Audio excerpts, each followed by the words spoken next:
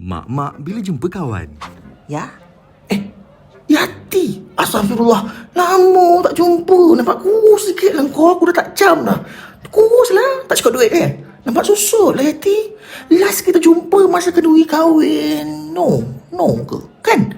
Bila last kita jumpa masa kedua kahwin? No. 2 tahun lepas kau. Itu last kita jumpa. Dalam group WhatsApp sekolah pun kau diam aja. Tu Pausia kata dengan aku, engkau sentap sebab tak dapat goodies bag masa kahwin kedua. No. Ya ke? Mana ada aku Habis tu kau diam aja kenapa?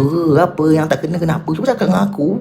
Kita dah tua-tua ni Hati. Tak payahlah nak sentap-sentap. Kita happy je lah. Kan pergi makan. Tak ada yang kekal atas dunia ni Hati. Semua sementara. Ya?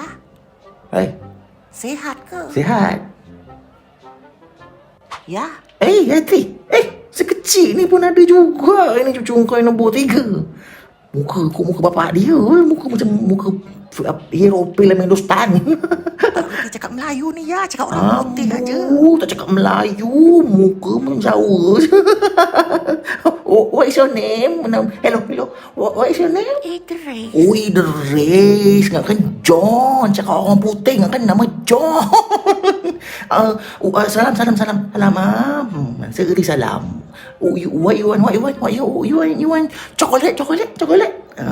Gula-gula apa Yati? Gula-gula. You want candy?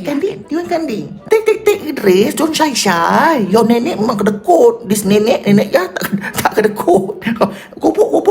Keropok jangan ya. Mak dia tak bagi. Alah. Dia tak bagi. Sekali je makan kopok. Tak ada bodohnya kalau makan sekali. Bukan makan sehari. Bukan makan selalu kan. Dek. Semua ni saya bayar ya dek ya. Saya nak redeem mesra reward point. Banyak sangat ni Alah. Kau selalu. Tak apa.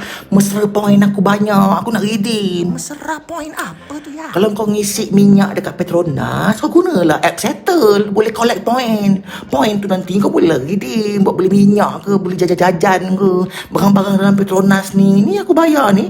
Guna point dalam mesra point aku. Je tak keluarkan duit pun. Macam tu aku nak beli barang aku juga boleh ya? Engkau dah tua, kau beli sendiri ya. Ni aku belanja cucu kau aja sebab aku belum ada cucu. Duit pencen arwah laki kau banyak kan? Beli sendiri. Tik.